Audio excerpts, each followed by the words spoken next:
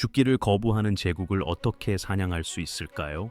1387년 12월 명나라 홍무제는 바로 이 문제에 직면했습니다. 몽골 원나라를 북경에서 몰아낸 지 20년이 지났지만 그의 북방 국경은 끝없는 습격으로 여전히 피를 흘리고 있었습니다. 북원은 패배했지만 칸 토구스 테무르 아래에서 여전히 저항하고 있었습니다. 그들은 끝없는 몽골 초원 전역에 걸쳐 수만 명의 기마병을 지휘했습니다. 명나라는 중국을 차지했지만 몽골군은 결코 항복하지 않았습니다. 이제 황제는 란위 장군에게 15만 명의 병사들을 이끌고 여섯 번째 북방 원정을 떠나라고 명령했습니다.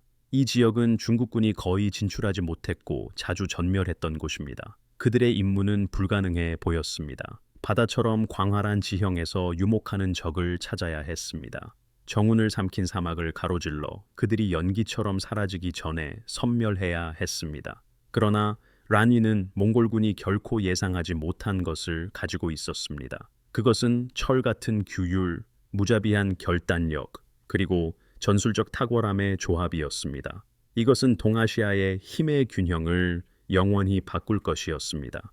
이 원정이 왜 중요했는지 이해하려면 1388년에 몽골군이 무엇을 의미했는지 파악해야 합니다. 100년이 넘는 기간 동안 그들은 원나라로서 중국을 통치했습니다. 그것은 세계가 이제껏 보지 못한 가장 위대한 제국이었습니다. 칭기즈 칸의 후손들은 고려부터 헝가리까지, 시베리아부터 베트남까지 정복했습니다. 쿠빌라이 칸이 1271년 북경에 수도를 세웠을 때 그는 어떤 유럽 왕국도 압도하는 자원을 지휘했습니다. 몽골의 군사기계는 전설적이었습니다.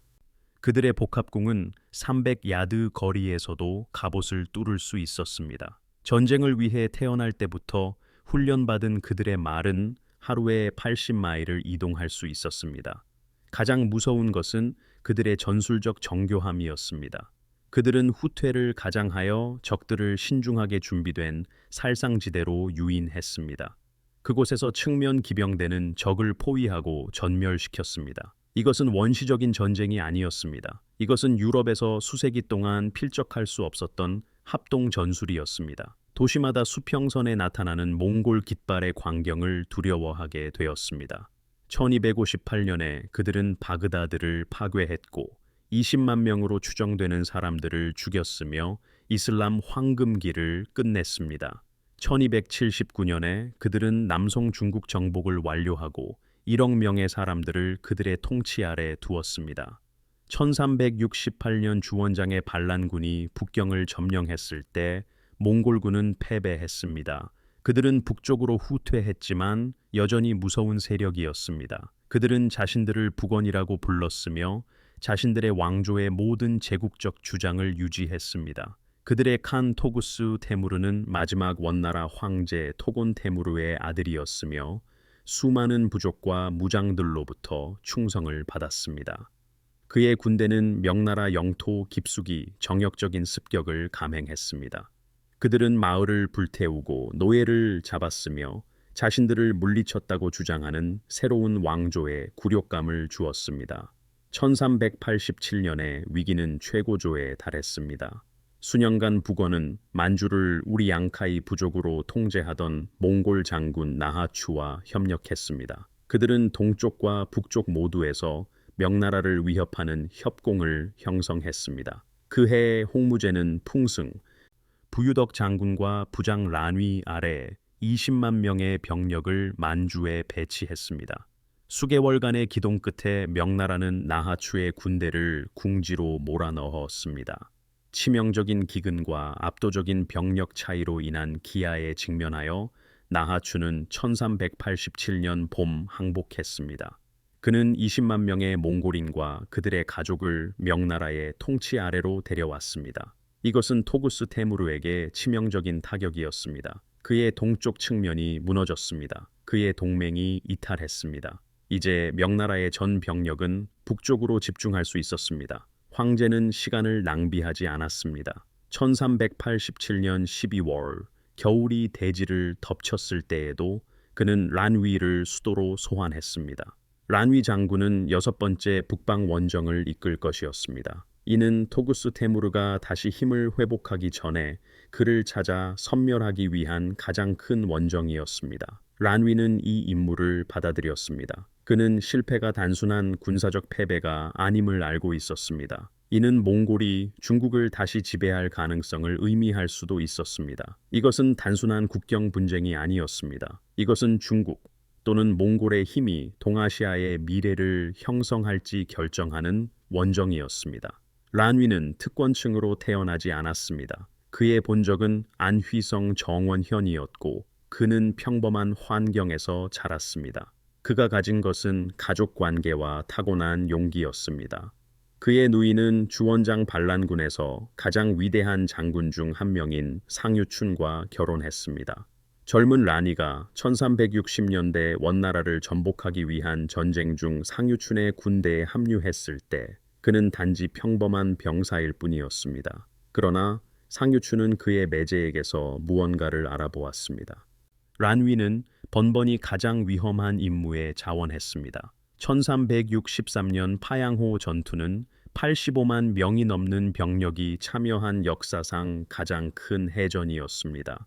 란위는 화살 세례 속을 헤치며 배 한 척을 저어 상유춘을 포위망에서 구출했습니다. 그는 세 개의 화살을 맞았지만 계속 싸웠습니다. 그 후 주원장은 이 용감한 젊은 장교를 직접 눈여겨보았습니다. 1370년대와 1380년대 초반에 걸쳐 란위는 인상적인 전과를 쌓았습니다. 그는 1371년 사천 정복을 도왔고 1372년 북방 원정 동안 여러 도시를 점령했습니다. 1381년에서 1382년까지 이어진 운남 정복에도 참여했습니다. 이때 그는 북서부 도시 대리를 점령하는 군대를 이끌었습니다.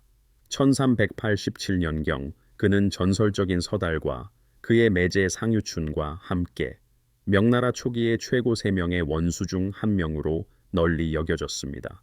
황제는 심지어 란위의 딸을 자신의 11번째 아들인 초광과 결혼시켜 황실 가족 내에서 그의 위치를 확고히 했습니다.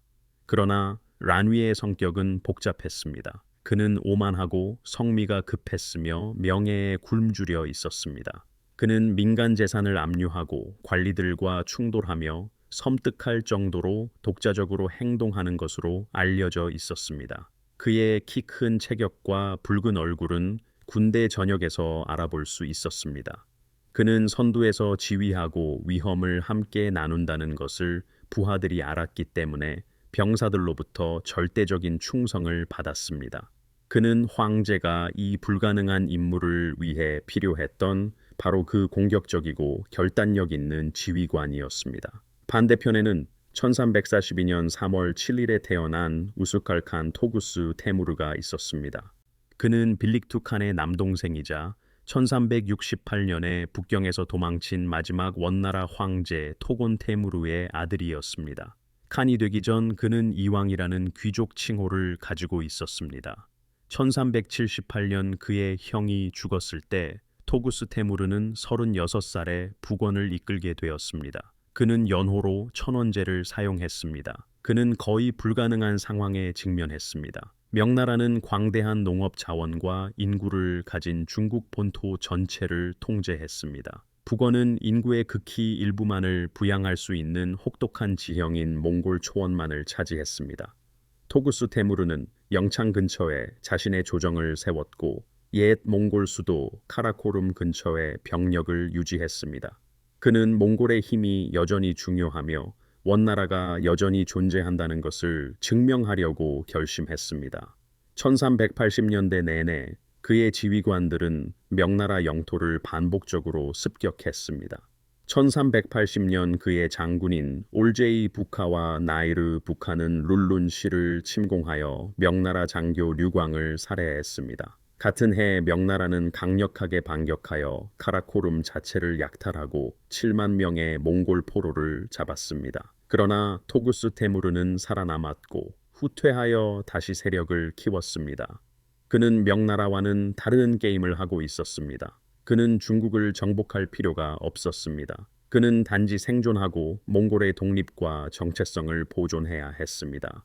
모든 성공적인 습격은 원나라가 여전히 살아있음을 증명했습니다. 모든 탈출한 전투는 몽골의 기동성을 보여주었습니다. 그는 초원의 광활함에 의지하여 보호를 받았고 중국군이 그 환경에서 고전한다는 것을 정확히 믿었습니다. 그의 군대는 수백 마일에 걸쳐 흩어질 수 있었고 마음대로 재집결하여 명나라가 가장 약한 곳을 공격할 수 있었습니다. 1388년 초 나하추의 항복으로 그의 동부 지원이 사라진 후 토구스 테무르는 그의 주둔지를 부이르 호수 근처의 외딴 지역으로 옮겼습니다. 이곳은 북경에서 약 500마일 북쪽에 위치하였습니다. 이곳은 흩어진 부족들과 연락을 유지하면서 명나라의 힘으로부터 최대한 멀리 떨어질 수 있는 곳이었습니다. 그는 혹독한 지형과 광활한 거리가 자신을 보호해 줄 것이라고 희망했습니다. 중국군은 역사적으로 깊은 초원에서 실패했습니다. 이번에는 무엇이 다를까요?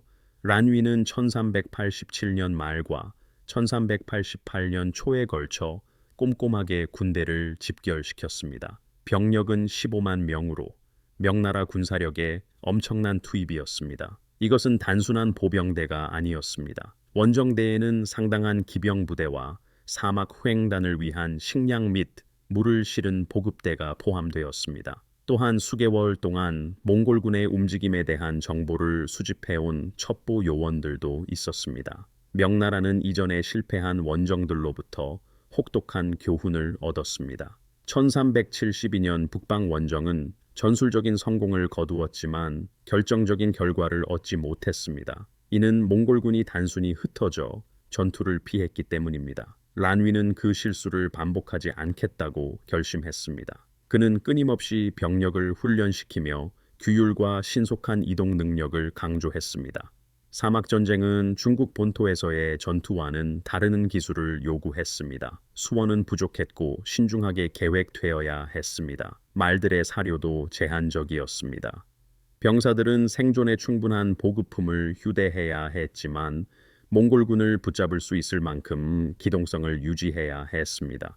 란위는 이전의 전역, 특히 성공적인 1387년 만주 작전을 연구했습니다. 핵심은 첩보였습니다. 찾을 수 없는 적과는 싸울 수 없었습니다. 명나라는 몽골 전역에 걸쳐 광범위한 첩보망을 구축했습니다. 그들은 현지 안내인을 매수하고 정찰병을 사로잡아 신문했으며 국경을 따라 관측소를 유지했습니다. 1388년 3월 명나라 첩보부는 토구스 테무르가 그의 주둔지를 부이르 호수 근처 지역으로 옮겼다고 보고했습니다. 이곳은 호수의 본체에서 북동쪽에 있었습니다. 이것이 기회였습니다. 칸은 병력을 집중시켜 그의 조정을 취약하게 만들었습니다. 그러나 기회는 오래가지 않을 것이었습니다. 봄이 오면 몽골군은 계절 방목을 위해 다시 흩어질 것이고 추격하기 불가능해질 것이었습니다.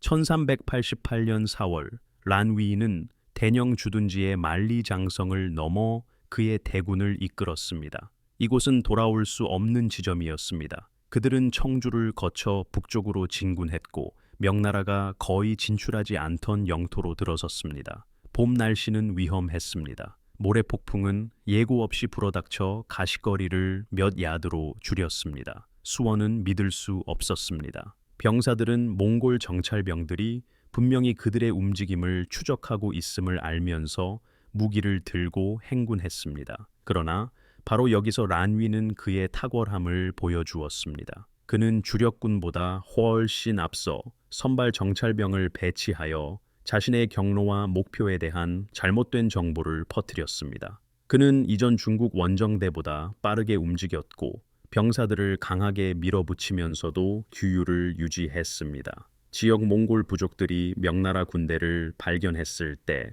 그들은 토구스 테무르에게 경고하기 위해 달려갔습니다. 그러나 칸은 딜레마에 직면했습니다. 이것이 대규모 원정인가? 아니면 단순한 또 다른 습격인가?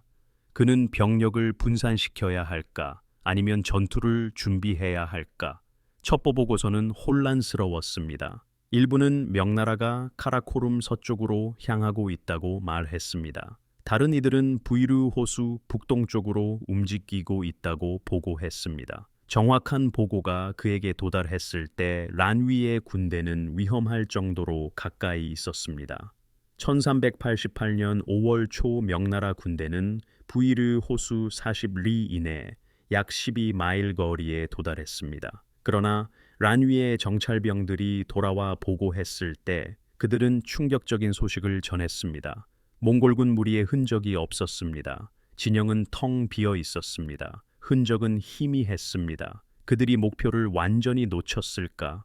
토구스 테무르가 또 다시 탈출했을까? 장군의 부하들은 낙담했습니다. 수백 마일을 적대적인 영토를 가로질러 행군했는데 아무것도 이루지 못했단 말인가?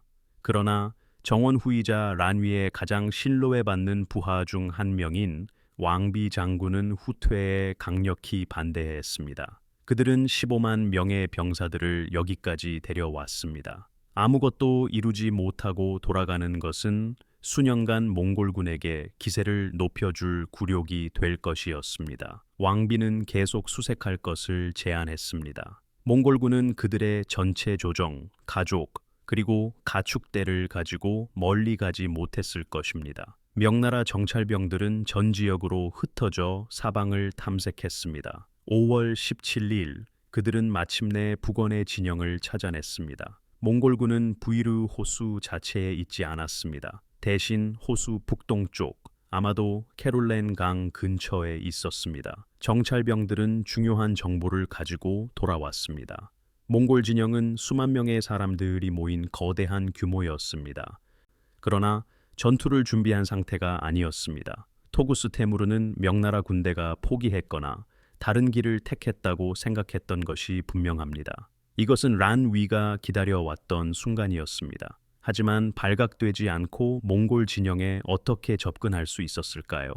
몽골 정찰병들은 경계심이 강하기로 유명했습니다. 접근하는 어떤 군대도 수마일 밖에서 감지되어 흩어질 시간을 주곤 했습니다. 란위는 유리한 고지를 차지할 무언가가 필요했습니다. 자연이 그 기회를 주었습니다. 1388년 5월 17일에서 18일 밤 거대한 모래 폭풍이 몽골 초원을 휩쓸었습니다.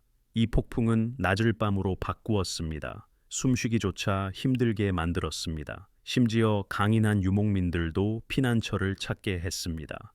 란위는 이것을 기회로 삼았습니다. 그는 전 병력에게 폭풍과 어둠 속에서 이동하라고 명령했습니다. 그 행군을 상상해 보십시오. 15만 명의 병사들이 모래 폭풍 속을 전진했습니다. 그들은 대형을 유지하고 침묵을 지켰습니다. 거의 보이지 않는 적의 진영을 향해 움직였습니다. 필요한 규율은 비범한 것이었습니다. 한 명의 병사가 공황 상태에 빠지거나 한 부대가 길을 잃으면 기습은 망가졌을 것입니다. 그러나 란위의 훈련은 성과를 거두었습니다. 그의 군대는 밤새 전진하며 피부를 깎는 모래와 어둠, 그리고 피로를 견뎠습니다. 1388년 5월 18일 새벽이 되자 그들은 북원 진영을 완전히 포위했습니다. 부이르 호수 전투는 1388년 5월 18일 첫 새벽에 시작되었습니다. 15만 명의 명나라 병력이 놀란 몽골 진영에 일제히 공격을 퍼부었습니다. 토구스 테무르의 조정은 아무런 경고도 받지 못했습니다. 모래 폭풍이 명나라의 접근 흔적을 모두 감추었습니다. 몽골 보초병들은 악천후를 피해 피난해 있었습니다. 폭풍이 거치고 새벽이 밝아오자 그들은 사방에서 중국의 깃발을 보았습니다. 초기 충격은 엄청났습니다. 몽골군이 방어선을 조직하기 위해 허둥댔지만 완전히 준비되지 않은 상태였습니다. 그들의 말에는 안장이 얹혀 있지 않았습니다. 무기는 손에 닿는 곳에 없었습니다. 여성과 어린이, 그리고 나이든 귀족들이 진영 곳곳에 섞여 있었습니다. 명나라의 공격은 체계적이었고 압도적이었습니다. 란위는 자신의 병력을 여러 종대로 나누어 동시에 징역시켰습니다. 말에 오르고 무기를 잡는 데 성공한 몽골 전사들은 모든 지점에서 수적으로 열세였습니다. 명나라 기병대는 몽골 기마병과 교전했습니다. 동시에 보병대는 진영의 외곽을 확보하여 탈출을 막았습니다. 전투는 치열했지만 짧았습니다. 역사 기록에 따르면 수백 명의 몽골군이 포위망을 뚫으려 했습니다. 그러나 그들은 베이거나 후퇴할 수밖에 없었습니다. 토구스 테무르의 가장 유능한 지휘관 중 한 명인 유명한 몽골 장군 카라장이 방어선을 조직하려 했습니다. 그는 수백 명의 정계의 기병을 모아 명나라 전선의 가장 약한 지점이라고 생각한 곳으로 직접 돌격했습니다. 잠시 동안 그들이 뚫고 나갈 것처럼 보였습니다. 그러나 란위는 바로 이 움직임을 예상하고 있었습니다. 그는 절박한 몽골군이 탈출하려 할 지점에 최고의 병력을 배치해 놓았습니다. 반격은 파괴적이었습니다.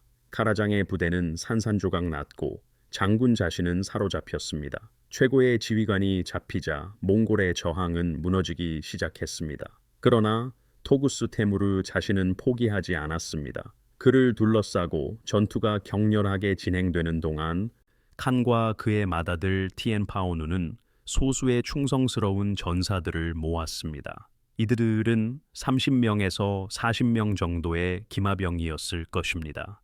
수천 명의 병사들이 수마일에 걸쳐 싸우는 혼란과 혼돈 속에서 그들은 명나라 포위망의 틈을 발견했습니다. 기록에 따르면 그들은 계곡이나 마른 강바닥을 통해 탈출했습니다. 그들은 지형을 이용하여 도주를 숨겼습니다. 란위는 칸이 탈출하는 것을 깨닫고 기병대를 추격에 파견했습니다. 그러나 여기에서 몽골의 기마술의 우위가 드러났습니다. 패배하고 수적으로 열세였음에도 불구하고 토구스 테무르와 그의 소수부대는 짧은 거리에서 중국 기병을 따돌릴 수 있었습니다. 그들은 드넓은 초원으로 사라졌습니다. 서쪽 카라코름을 향해 나아갔습니다. 명나라의 추격은 수마일 동안 계속되었지만 결국 중단해야 했습니다. 그들은 전투에서 승리했지만 칸은 탈출했습니다. 그러나 명나라가 포획한 것은 엄청났습니다. 역사가 존 랑글루아에 따르면 명나라는 토구스 테무르의 직계 가족 100명을 사로잡았습니다. 여기에는 그의 어린 아들 티파오누도 포함되어 있었습니다. 3,000명의 왕자들과 귀족, 그리고 진영의 일반 몽골인 남성, 여성, 어린이를 합쳐 7만 7천 명을 사로잡았습니다. 에드워드 드라이어와 같은 다른 출처들은 7만 명의 포로를 언급합니다. 그러나 모든 이들은 그 수가 엄청났다는 데 동의합니다. 명나라는 또한 다양한 관직 인장도 노획했습니다. 이 인장들은 토구스 테무르가 조심스럽게 지켜왔던 원나라 정통성의 상징이었습니다. 이 인장들은 북원이 스스로를 중국의 정당한 정부로 여겼다는 관료적 증거였습니다. 이제 그것들은 명나라의 손에 넘어갔습니다. 아마도 실용적인 관점에서 가장 가치 있는 것은 란위의 군대가 15만 마리의 가축을 노획했다는 점입니다. 여기에는 말, 낙타, 소, 그리고 양이 포함되었습니다. 이것은 단순히 군사적 승리가 아니었습니다. 북원에게는 경제적 재앙이었습니다. 몽골 초원의 경제는 이 가축대에 의존했습니다. 가축 없이는 남은 몽골인들은 굶주림에 직면했을 것입니다. 전투 자체는 상대적으로 적은 몽골 전투 사망자를 낳았을 것입니다. 아마도 5,000명에서 10,000명의 전사들이 전투에서 사망했을 것입니다. 그러나 7만 명에서 7만 7천 명의 사람들을 사로잡았다는 것은 북원이 하룻밤 사이에 인구와 군사 잠재력의 상당 부분을 잃었다는 것을 의미했습니다. 란위는 며칠 동안 승리를 공고히 했습니다. 그의 군대는 흩어진 몽골 집단들을 모았습니다. 사로잡힌 귀족들을 확보하고 거대한 가축대를 조직했습니다. 그 많은 포로와 동물을 중국으로 다시 옮기는 물류는 엄청났습니다. 그러나 란위는 이것을 준비했습니다. 북쪽으로 보급품을 운반했던 보급 열차는 노획한 가축들을 싣고 돌아올 것이었습니다. 포로들은 경비병의 감시 아래 행진할 것이었습니다.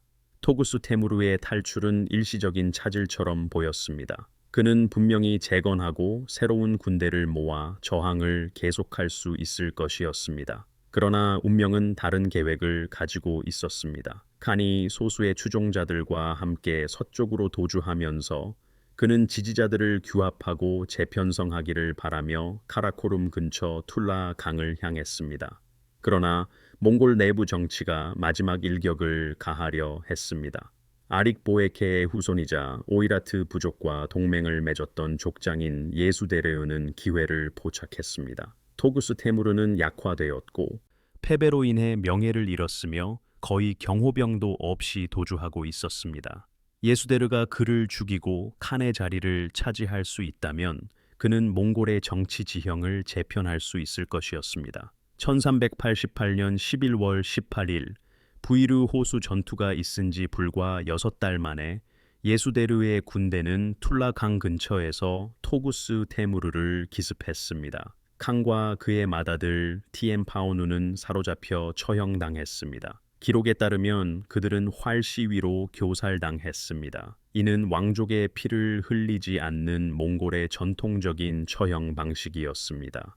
예수데르는 토구스 테무르가 여전히 가지고 있던 황실 인장을 압수하고 스스로 조리그투 칸을 선포했습니다. 그러나 여기에 중요한 세부 사항이 있습니다.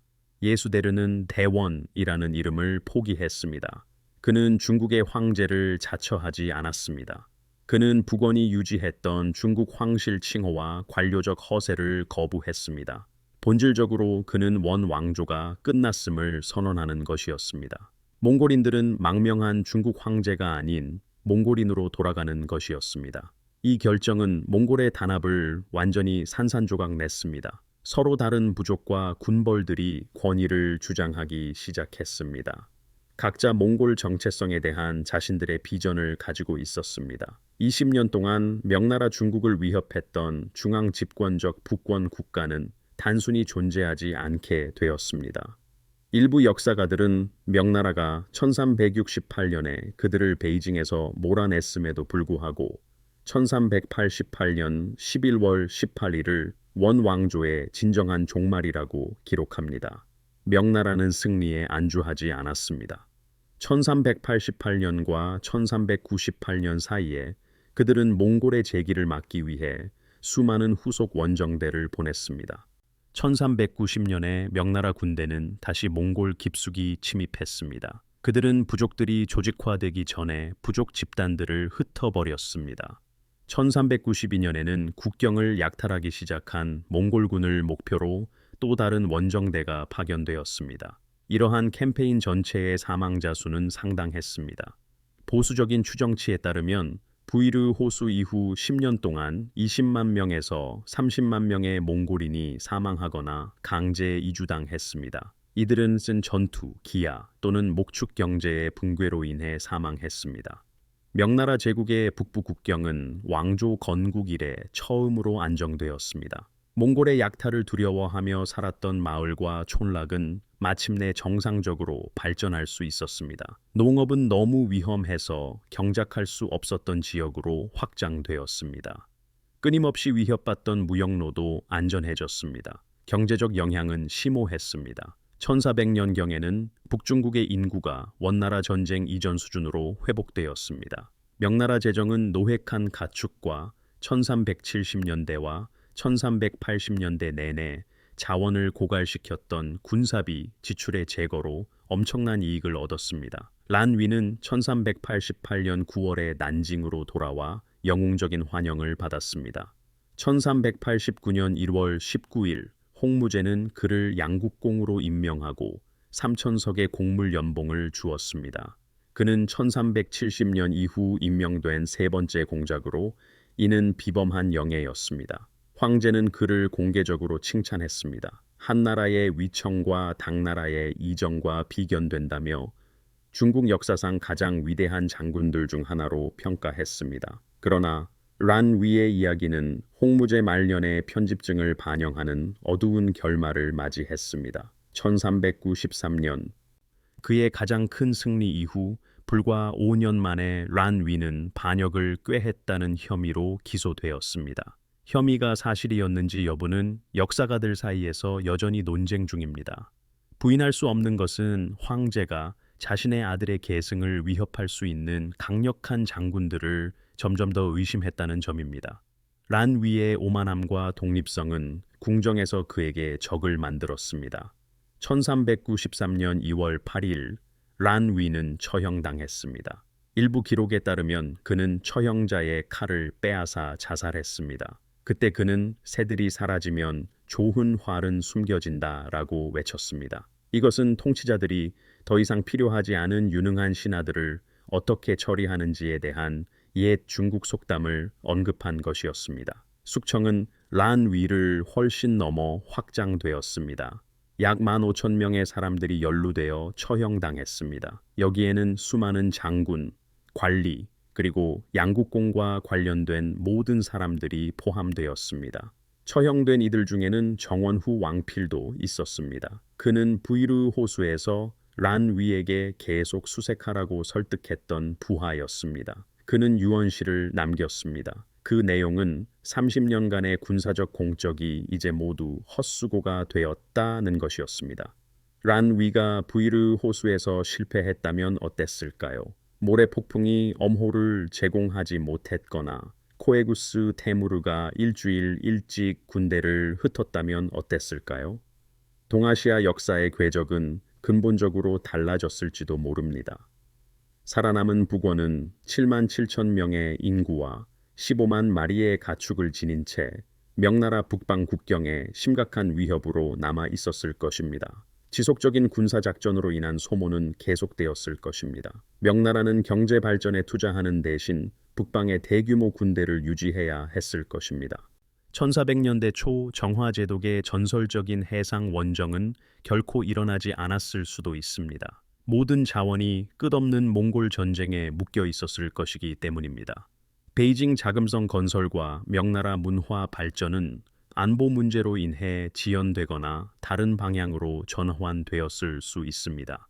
더욱 근본적으로 동아시아의 민족 균형이 바뀌었을 수도 있습니다. 몽골은 한 세기 이상 지배적인 세력이었습니다. 만약 1388년 이후 통일되고 강력한 국가로 남아 있었다면 어땠을까요? 그들은 명나라의 약화 기간 동안 중국 일부를 결국 재정복했을지도 모릅니다. 명나라를 정의하는 문화적 성과는 부이르 호수 전투가 확립하는 데 기여한 상대적인 안보 기간에 발전했습니다. 여기에는 서유기와 같은 소설들, 독특한 청백자, 그리고 오늘날 우리가 아는 만리장성의 완성이 포함됩니다. 이 전투는 심리적인 전환점이기도 했습니다. 여러 세대 동안 중국 통치자들은 북방 유목민 침략의 위협 또는 현실 속에서 살았습니다. 몽골은 이 모든 침략자들 중 가장 성공적이었습니다. 그들은 한 세기 동안 중국 전체를 통치했습니다. 부이르 호수 전투는 중국 군대가 제대로 지휘되고 보급되면 몽골군을 본거지에서도 결정적으로 물리칠 수 있음을 증명했습니다. 이 승리는 몽골 지배의 굴욕 이후 중국 군사체계에 대한 자신감을 회복하는 데 도움이 되었습니다. 1388년 5월 18일 부이르 호수 전투는 다른 어떤 교전도 해내지 못한 것을 달성했습니다. 이는 명나라에 대한 조직적인 몽골 저항의 등뼈를 부러뜨렸습니다. 란 위는 고비 사막을 가로질러 진군했습니다. 그는 능력이 부족한 지휘관이라면 후퇴했을 상황에서도 끈기 있게 적을 찾아냈습니다. 또한 모래폭풍을 훌륭하게 활용하여 몽골군 자체의 역사적 업적에 필적하는 작전적 탁월함을 보여주었습니다. 통계는 그 이야기를 말해줍니다. 7만 7천 명의 포로, 15만 마리의 가축, 북원 조정의 파괴, 그리고 중국 통치권을 상징하는 황제 인장의 탈취가 그것입니다. 그러나 숫자는 인간적인 측면을 포착하지 못합니다. 칭기즈칸 전사들의 후손인 몽골 귀족 중 한 명이라고 상상해 보십시오. 갑자기 당신이 경멸하도록 배운 중국군에게 포로가 된 것입니다. 아니면 란위 휘하의 병사들을 떠올려 보십시오. 그들은 수백 마일을 적대적인 사막을 가로질러 행군했습니다. 마침내 수세기 동안 기억될 승리를 거두었지만 그들의 지휘관은 5년 후 정치적 숙청으로 처형되었습니다. 역사는 결코 간단하거나 전적으로 정의롭지 않습니다. 그 유산은 많은 사람들의 것입니다. 란위는 작전적 탁월함과 용기에 대해 칭찬받을 자격이 있습니다. 비록 그의 오만함과 부하들에 대한 잔인한 대우가 그를 결점 있는 영웅으로 만들었을지라도 말입니다. 왕비와 다른 부하 장교들은 모래폭풍 속 야간 행군 동안 규율을 유지했습니다. 이로 인해 기습 공격이 가능했습니다. 명나라 병사들은 사막 환경과 엄청난 거리를 견뎌냈습니다. 그들은 찾을 수 있을지 확신하지 못했던 적에게 도달했습니다. 코에구스 테무르조차도 몽골 독립을 보존하려는 필사적인 시도에 대해 인정받을 만합니다. 그는 배신으로 생을 마감할 때까지 압도적인 역경에 맞서 싸웠습니다. 부이르 호수 전투는 중국에서 몽골 지배 시대가 진정으로 끝난 순간을 나타냅니다. 베이징이 함락된 1368년이 아닙니다. 마지막 강력한 칸이 외딴 스텝 지역에서 추적되어 그의 백성들이 대규모로 포로가 된 1388년입니다. 부이르 호수 이후 몽골군은 다시는 중국을 재정복하겠다고 위협하지 못했습니다. 그들은 유라시아의 주인이 되게 했던 자원, 단결, 그리고 군사력을 다시는 지휘할 수 없었습니다. 중국인들은 단순히 전투에서 이긴 것이 아닙니다. 그들은 자신들의 운명을 통제하기 위한 수세기 동안의 투쟁에서 승리했습니다. 부이르 호수 전투에 대한 이 탐구를 시청해 주셔서 정말 감사합니다. 명나라가 어떻게 몽골 지배를 끝냈는지에 대한 이 이야기가 흥미로우셨다면 좋아요 버튼을 눌러 주십시오. 처음 24시간 안에 1000개의 좋아요에 도달하도록 노력해 봅시다. 여러분의 지지는 채널 성장에 큰 도움이 되며 제가 더 많은 놀라운 역사적 전환점을 연구할 수 있게 해줍니다. 아직 구독하지 않으셨다면 구독해 주십시오. 더 흥미로운 군사 역사가 여러분을 기다리고 있습니다. 그리고 여러분께 질문이 있습니다. 제가 다루었으면 하는 다른 불가능해 보이는 승리는 무엇이 있습니까? 명나라 시대 캠페인을 더 탐구할까요? 아니면 중국 역사의 다른 시기로 깊이 들어갈까요? 아래 댓글에 제안을 남겨주십시오. 저는 모든 댓글을 읽습니다. 여러분의 의견은 미래 영상들을 만드는 데 도움이 됩니다. 다음 시간까지 우리 세계를 형성한 놀라운 이야기들을 계속 탐험해 주십시오.